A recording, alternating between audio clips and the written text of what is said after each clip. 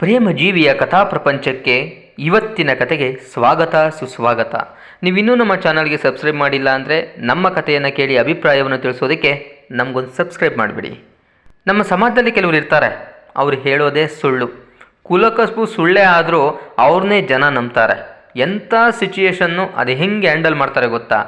ಬೆಣ್ಣೆಯಂತೆ handle ಮಾಡಿ ಅದೆಂಥ ಸಂಕಷ್ಟದಿಂದ ಕೂಡ ಪಾರಾಗ್ಬಿಡ್ತಾರೆ.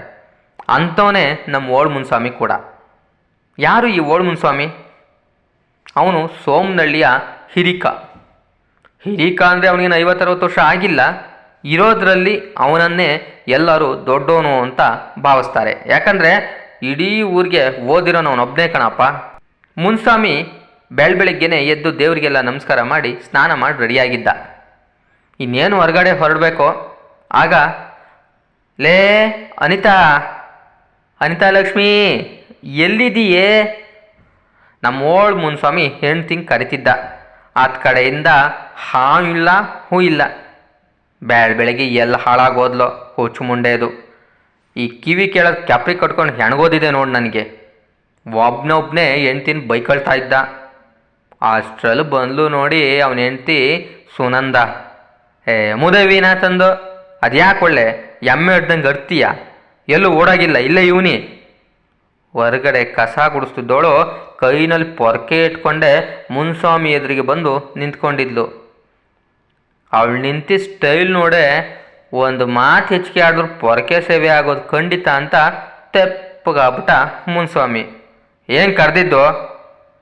ಏನಿಲ್ಲ ಕಣೆ. ಏನಿಲ್ಲ ಅಂದಮೇಲೆ ಯಾಕೆ ಹಿಂಗೆ ಹತ್ತಾ ಇದೀಯಾ? ಬಾಯಿ ಮುಚ್ಕೊಂಡು ಹೋಗೋಕ್ಕಾಗಲ್ವಾ? ಅಲ್ಲ, ಕೆಲಸದ ಮೇಲೆ ಹೊರಗಡೆ ಹೊರಟಿದ್ದೆ, ಅದಕ್ಕೆ ನಿನ್ನ ನೋಡ್ಕೊಂಡು ಹೋದರೆ ಒಳ್ಳೇದಾಗುತ್ತೇನೋ ಅಂತ. ಏನೋ ನಾನು ನೋಡ್ಕೊಂಡು ಹೋಗ್ತೀಯಾ? ಯಾಕೆ ನನಗೆ ಗೂಬೇನಾ? ನಿನ್ನ ಮುಂದೆ ಕಾಲು ಕುಣಿಸ್ಕೊಂಡು ಒಯ್ಯಾರ ಮಾಡ್ಕೊಳಕ್ಕೆ ನಂಗೆ ಟೈಮ್ ಇಲ್ಲ. ನಾನು ಇಲ್ಲದೆ ಇದ್ದರೆ ನೀನು ಬಂದು ನೀರು ಹಾಕ್ತೀಯ ಇಲ್ಲ ನಿಮ್ಮ ಅಮ್ಮ ಬಂದು ನೀರು ಹಾಕ್ತಾಳ? ಹೋಗಿ ನಿನ್ನ ಕರೆದ್ನಲ್ಲ, ಬೆಳಗ್ಗೆನೆ ಶುರು ಹಚ್ಕೊಂಡು ಬಿಟ್ಲು ರಾಮಾಯಣನ ಅಂತ ಹೇಳಿ ಮುನ್ಸ್ವಾಮಿ ಹೊರಡೋಕೆ ಅಂತ ಹೊರಬಂದ. ನಿಲ್ಲು ಒಂದು ನಿಮಿಷ, ಹೆಂಡ್ತಿ ಕೇಳಿದ್ಲು. ಏನು ಸಾಹೇಬ್ರು ಯಾವತ್ತೂ ಇಲ್ಲದ್ದು ಇವತ್ತು ನೀನು ನೋಡಬೇಕು ಅಂತ ಹೇಳ್ತಿರೋದು? ನನ್ನ ಮುಖ ನೋಡ್ಕೊಂಡೋದ್ರೆ ಏನು ಒಳ್ಳೇದಾಗುತ್ತೆ ಅಂತ ನಿನಗೆ? ಅದು ಸರಿ, ಅದು ಎಂಥ ಘನಂದಾರಿ ಕೆಲಸ ಕೊಟ್ಟಿದ್ದೀರೋ ತಾವು, ಛೇಡಿಸುವಂತೆ ಹೇಳಿದ್ಲು. ಅವಳು ಮಾತಿನಲ್ಲಿದ್ದಂಥ ಕುಹುಕವನ್ನು ಅರ್ಥ ಮಾಡ್ಕೊಂಡ ಮುನ್ಸ್ವಾಮಿ, ಏನಿಲ್ಲ, ನಮ್ಮ MLA ಸಾಹೇಬ್ರು ಇವತ್ತು ಬಾರ್ಲ ಮನೆ ಹತ್ರ ಅಂದರು. ಶುಭ ನುಡಿಯೋ ಸೋಮ ಅಂದರೆ ಗೂಬೇಕಂತೈತಲ್ಲ ಮಾಮ ಅನ್ನಂತೆ. ಹಂಗೆ ನೀನು ಎಲ್ಲನ ಹೋಗ್ಲಿ ಬಾಯಿ ಹಾಕ್ಬಿಡ್ತೀಯ ಅಡ್ಬಾಯಿನ, ನಂದು ಒಂದಿರಲಿ ಅಂತ ಹೋಗೆ ಅಂತ ಬೈದು ಹೊರಗಡೆ ಬಂದ. ಅಷ್ಟರಲ್ಲಿ ಅವನ ಫೋನ್ ರಿಂಗ್ ಆಯಿತು. ಯಾವನಲ್ಲ ಅವನು ಯಾವನ ಫೋನ್ ಗುಡ್ದವನು, ಬೆಳಗ್ಗೆನೆ ಕ್ಯಾಮ್ ಇಲ್ಲದೆ ಫೋನ್ ಹಚ್ಬಿಟ್ಟವನೆ ಅಂತ ರಿಸೀವ್ ಮಾಡ್ದ. ಮುನ್ಸಮ್ಮಣ್ಣೋ, ಈರೇಶ ಕಣ್ಣಣ್ಣೋ. ಯಾವನಲ್ಲ ಈರನು ಗೊತ್ತಿಲ್ಲ ಕಣ್ಲ ನನಗೆ. ಅಣೋ ಎಂಥ ಮಾತಣ್ಣ?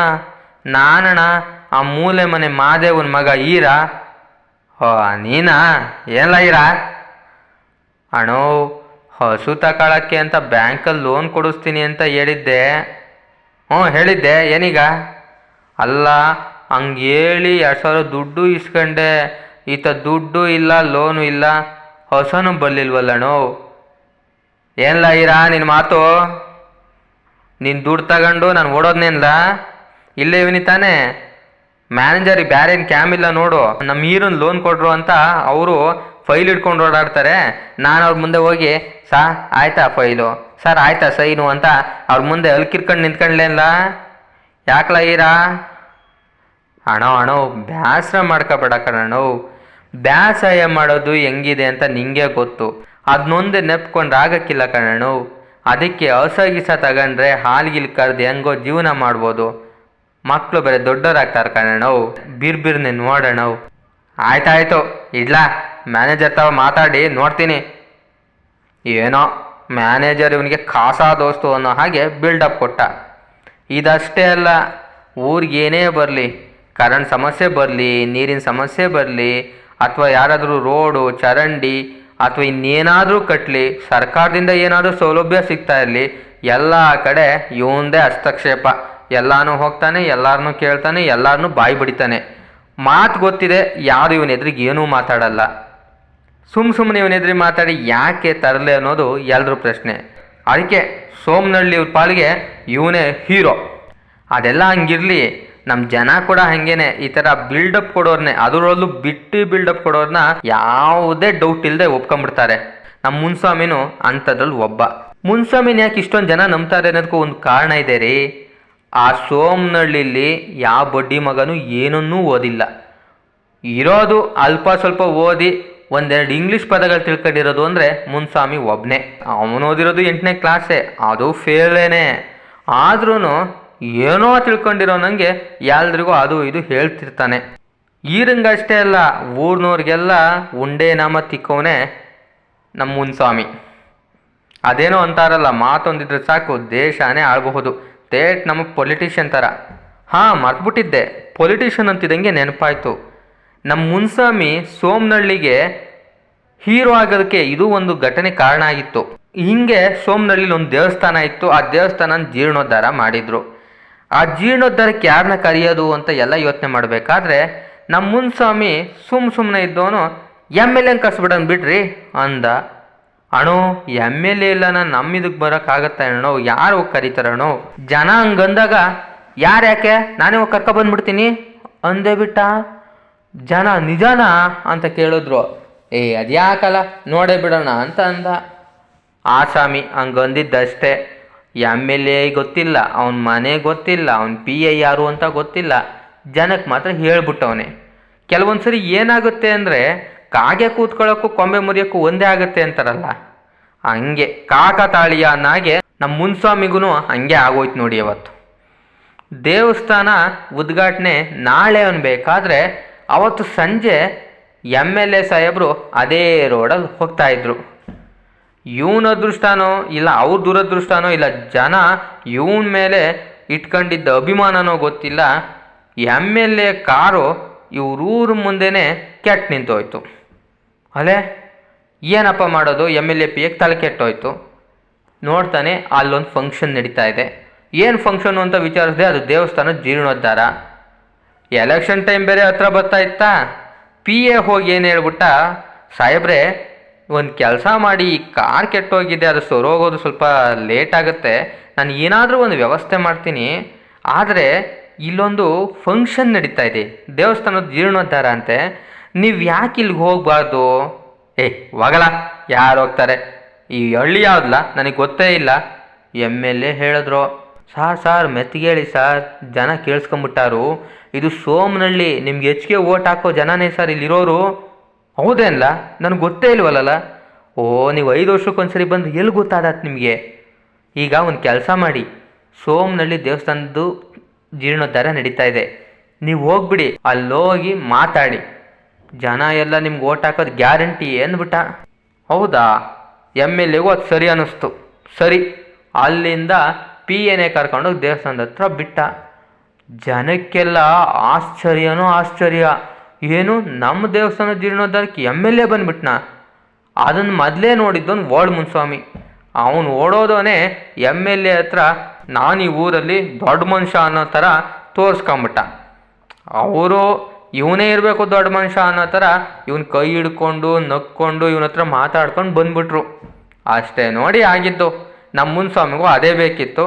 ಜನ ಹಳ್ಳಕ್ಕೆ ಬೀಳಕ್ಕೆ ಬೇರೇನೇನು ಬೇಕಿರಲಿಲ್ಲ.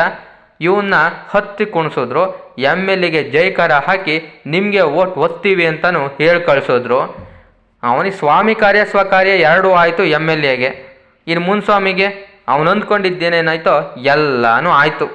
ಲಾಭ ಮಾಡ್ಕೊಂಡಿದ್ದು ಮಾತ್ರ ಮುನ್ಸ್ವಾಮಿ ಮೊದಲೇ ನಿಂಗಿರಲಿಲ್ಲ. ಊರಲ್ಲಿ ಎಲ್ಲರ ಥರನೇ ಜೀವನ ಮಾಡ್ಕೊಂಡಿದ್ದ. ಇತ್ತೀಚೆಗೆ ಈ ಸುಳ್ಳು ಹೇಳೋದನ್ನ ಕಲ್ತ್ಪಟ್ಟಿದ್ದ. ಅದು ಹೀಗೆ ಜೀವನ ಮಾಡೋಕ್ಕೆ ರೂಪಿಸ್ಕೊಂಡ ಮಾರ್ಗ ಅಂದರೆ ತಪ್ಪಿಲ್ಲ. ಯಾರಾದರೂ ಏನಾದರೂ ಮಾಡಿಸ್ಕೊಡು ಅಂದರೆ ಮೊದಲು ಕಮಿಷನ್ ಕೇಳ್ತಿದ್ದ. ನನಗಲ್ಲಪ್ಪೋ, ನಮ್ಮ ತಾಯಣೆಗೂ ನಮ್ಮ ಅಪ್ಪನಾಣೆಗೂ ಅವ್ರಿಗೆ ಕೊಡಬೇಕಪ್ಪೋ ಅಂತ ಅವ್ರಿವ್ರ ಮೇಲೆ ಆಣೆ ಮಾಡೇನೆ ಎಲ್ಲರ ಹತ್ರ ದುಡ್ಡು ಇಸ್ಕೊಂಡು ಇವನ್ ಮೇಯ್ತಾ ಇದ್ದ. ಅವ್ರಿಗೂ ಕೊಡ್ತಿರ್ಲಿಲ್ಲ. ಅವ್ರ ಕೆಲಸ ಆಗೋ ಟೈಮ್ಗೆ ಆಗೋ ಕೆಲಸನೂ ಕೂಡ ನಾನು ಮುಂದೆ ನಿಂತು ಮಾಡಿಸ್ಕೊಂಡ್ಬಂದೆ ಅಂತ ಹೇಳ್ಬಿಟ್ಟು ಬಿಲ್ಡಪ್ ತಗೊಳ್ತಾ ಇದ್ದ. ಇವನ ಅಪ್ಪ ಅಮ್ಮ ಸತ್ತು ಭಾಳ ವರ್ಷನೇ ಆಯಿತು. ಆದ್ರೂ ಇವತ್ತಿಗೂ ಏನಾನ ಆಗಲಿ ನಮ್ಮ ಅವನಣೆಗೂ ನಮ್ಮ ಅಪ್ಪನಾಣೆಗೂ ಅಂತ ಇಡೋದು ಮಾತ್ರ ಬಿಟ್ಟಿಲ್ಲ. ಒಂದು ವಿಷಯ ಏನು ಅಂದರೆ ಮಕ್ಕಳಾಣೆ ಮಾತ್ರ ಇಡಲ್ಲ. ಇವನೊಂದು ಹಳೇ ಬಜಾಜ್ ಚೇತಕ್ ಬೈಕ್ ಐತೆ, ಅದನ್ನೇನು ಹತ್ತು ಬಂದ ಅಂದರೆ ಇವನು ಯಾರನ್ನಾದ್ರೂ ಒಬ್ಬನ ಮಿಕನ ಹಿಡ್ಕೊಳ್ದೆ ಹೋಗ್ತಿರ್ಲಿಲ್ಲ. ಇಂಥ ಓಲ್ಡ್ ಮುನ್ಸ್ವಾಮಿ ಹತ್ರ ಒಂದು ಸಾರಿ ಸಿದ್ದೇಶ ಬಂದ. ಸಿದ್ದೇಶನ್ ತಮ್ಮ ವೀರೇಶ. ಅವರಿಬ್ಬರು ಚೆನ್ನಾಗೇ ಇದ್ದರು. ಮದುವೆ ಆದಮೇಲೆ ಅಣ್ಣ ತಮ್ಮದಿನಲ್ಲಿ ದಾಯಾದಿ ಕಲಹ ಬಂದೇ ಬರುತ್ತೆ. ನನಗೆ ಅಷ್ಟು ಬೇಕು ನಿನಗಿಷ್ಟು ಬೇಕು ಅಂತ ಇಬ್ಬರು ಜಮೀನಲ್ಲೂ ಜಗಳ ಪ್ರಾರಂಭ ಆಗೈತೆ. ಅಣ್ಣಂಗೆ ಸ್ವಲ್ಪ ಹೆಚ್ಚಿಗೆ ಹೋಗಲಿ ಅಂತ ಅವನು ಸುಮ್ಮನಿಲ್ಲ, ತಮ್ಮಂಗೆ ಇರಲಿ ಬಿಡು ಅಂತ ಅಣ್ಣನೂ ಸುಮ್ಮನಿಲ್ಲ. ಇಬ್ಬರು ಜಗಳ ಮಾಡಿಕೊಂಡು ಕೋರ್ಟ್ಗೆ ಹೋಗಬೇಕು ಅಂತ ನಿರ್ಧಾರ ಮಾಡಿಬಿಟ್ಟಿದ್ದಾರೆ. ಆದರೆ ಕೋರ್ಟಿಗೆ ಕೇಸ್ ಹೆಂಗೆ ಹಾಕೋದು ಅನ್ನೋದೇ ಬಡ್ಡಿ ಮಕ್ಕಳಿಗೆ ಗೊತ್ತಿಲ್ಲ. ಇಬ್ಬರು ಇವನ ಹತ್ರನೇ ಬಂದರು. ಸಿದ್ದೇಶ ಬಂದು ಇರೋದನ್ನೆಲ್ಲ ಹೇಳ್ದ. ಸರಿ, ಕೋರ್ಟಿಗೆ ಕೇಸ್ ಹಾಕ್ತೀನಿ ಹೋಗ್ಲಾ, ಆದರೆ ಇಷ್ಟಾಗುತ್ತೆ ಕಳ್ಳ ಫೀಸು ಅಂತ ಹೇಳ್ಬಿಟ್ಟು ಅವನ್ನ ಕಳಿಸ್ದ. ಸಿಚುಯೇಷನ್ನ ಚೆನ್ನಾಗಿ ಹ್ಯಾಂಡ್ಲ್ ಮಾಡ್ದ. ಮತ್ತೆ ಮುನ್ಸ್ವಾಮಿ ಹತ್ರಕ್ಕೆ ಸಿದ್ದೇಶನ್ ತಮ್ಮ ವೀರೇಶ ಬಂದ. ವೀರೇಶನ ಹತ್ರನೂ ಹಾಗೆ ಹೇಳ್ದ, ಸರಿ ಹೋಗ್ಲಾ ಕೋರ್ಟಿಗೆ ಕೇಸ್ ಹಾಕ್ತೀನಿ ಅಂತ ಹೇಳ್ದ. ನನಗೆ ಇಷ್ಟಾಗುತ್ತೆ ಫೀಸ್ ಕೊಟ್ಬಿಡೋ ಅಂತ ಅವನ ಹತ್ರನೂ ಸಿಚುಯೇಷನ್ ಹ್ಯಾಂಡ್ಲ್ ಮಾಡ್ದ. ಎಲ್ಲರ ಹತ್ರನೂ ಒಳ್ಳೆನಾದ ಮುನ್ಸ್ವಾಮಿ ಈ ಒಂದು ವಿಚಾರದಲ್ಲಿ ತಪ್ಪು ಮಾಡಿಬಿಟ್ಟಿದ್ದ. ಯಾವಾಗ ಇಬ್ಬರಿಗೂ ಇವನೇ ಕೋರ್ಟ್ ಕೇಸಿಗೆ ಸಹಾಯ ಮಾಡಿದಾನೆ ಅಂತ ಗೊತ್ತಾಯ್ತೋ ಸಿದ್ದೇಶ ವೀರೇಶ ಇಬ್ಬರು ಇವನ ಮೇಲೆ ಬೇಜಾರು ಮಾಡ್ಕೊಂಬಿಟ್ರು. ಆಗ ಅದನ್ನು ಹೆಂಗೆ ನಿಭಾಯಿಸಿದಾಗ ಗೊತ್ತಾ, ನೋಡ್ಲಾ ಸಿದ್ದೇಶ, ಅವನು ಬೇರೆ ಅಲ್ಲ ನೀನು ಬೇರೆ ಅಲ್ಲ. ಅವನು ಬಂದು ನನಗೆ ಕೇಳಿದಾಗ ನಾನು ಇಲ್ಲ ಅಂತಂದರೆ ಅವನೇನು ಮಾಡ್ತಾನೆ, ಸುಮ್ಮನಾಗ್ಬಿಡ್ತಿದ್ನಾ, ಕೇಸ್ ಆಗದೆ ಇರ್ತಿರ್ಲಿಲ್ವಾ, ಇನ್ಯಾರನ್ನೋ ಹುಡಿಕೊಂಡು ಹೋಗ್ತಾ ಇದ್ದ. ನಾನಾದರೆ ಅವನಿಗೆ ಬುದ್ಧಿ ಮಾತು ಹೇಳಿ ಇವತ್ತಲ್ಲ ನಾಳೆ ಬದಲಾಯಿಸ್ಬೋದು, ಅದಕ್ಕೆ ನನ್ನ ಮೂಲಕನೇ ಹಾಕ್ಸಿದ್ದೀನಿ ಕಣ್ಲಾ ಅನ್ನೋನು. ಇನ್ನು ವೀರೇಶ ಬಂದರೆ, ಸಿದ್ದೇಶ ನಿಮ್ಮ ಅಣ್ಣ, ಅವನು ಎಂಥವನು ಅಂತ ನಾನು ನಿನ್ಗೆ ಹೇಳ್ಬೇಕಾಗಿಲ್ಲ. ಅವನ್ನೇನಾದರೂ ನೀನು ಹೋಗಿ ಕೇಸ್ ಹಾಕೋ ಹೋಗು ಅಂತ ನಾನು ಬಿಟ್ಟಿದ್ರೆ ನಿನ್ನ ಬಿಡೋನೇನೋ ಅವನು. ನಿನ್ನ ಉಳಿಸೋದಕ್ಕೋಸ್ಕರ ಅವನ್ನ ನಾನು ಕರೆಸ್ಕೊಂಡು ಕೇಸ್ ಹಾಕಿದ್ದೀನಿ ಕಣೋ. ಅಕಸ್ಮಾತ್ ಮುಂದೆ ನಿಮಗೆ ಕೇಸ್ ಏನೋ ಬಗೆಹರಿಲಿಲ್ಲ ಅಂದರೆ ನಾನೇ ಮುಂದೆ ಮಧ್ಯಸ್ಥಿಕೆ ವಹಿಸ್ಕೊಂಡು ನಿಮ್ಮಿಬ್ಬರದ್ದು ಕೇಸ್ನ ಸಾಲ್ವ್ ಮಾಡ್ತೀನಪ್ಪ. ನಮ್ಮ ಅಪ್ಪನಣೆಗೂ ನಮ್ಮ ಅವನಣೆಗೂ ನಂಬೋನನ್ನ ಅಂದ. ಹೀಗೆ ಇಬ್ಬರನ್ನೂ ಕೂಡ ಹಾಗೇ ಮೇಂಟೈನ್ ಮಾಡಿಬಿಟ್ಟ. ಓಲ್ಡ್ ಮುನ್ಸ್ವಾಮಿ ಇದನ್ನು ಅವತ್ತಿಂದ ಮಾಡ್ತಾನೆ ಬಂದ, ಬಹುಶಃ ಮುಂದಕ್ಕೂ ಮಾಡ್ತಾನೆ. ಇವರಿಬ್ಬರನ್ನ ಹ್ಯಾಂಡ್ಲ್ ಮಾಡಿದ ರೀತಿಗೆ ಮುನ್ಸ್ವಾಮಿ ಹೆಂಡತಿ ಸುನಂದ ಬಂದು, ಆಹಾ ಮಳ್ಳ ಮಂಚಕ್ಕೆ ಎಷ್ಟು ಕಾಲು ಅಂದರೆ ನನಗೆ ಗೊತ್ತೇ ಇಲ್ಲ ಅನ್ನಂತೆ ಅಂಥವ್ನು ನೀನು. ಪಾಪ ಅವ್ರು ಹೆಂಗೋ ಇದ್ರು ಆರಾಮಾಗಿ, ಅವ್ರನ್ನೂ ಹೋಗಿ ಕೋಟಿ ತಗಲಾಕಿದೀಯಲ್ಲ ನಿನ್ನ ಜನ್ಮಕ್ಕೆ ಹೆಂಡ್ತಿ ಬೈತಾ ಇದ್ರು. ಒರೆಸ್ಕೊಂಡು ಸುಮ್ಮನಾದ ಮುನ್ಸ್ವಾಮಿ.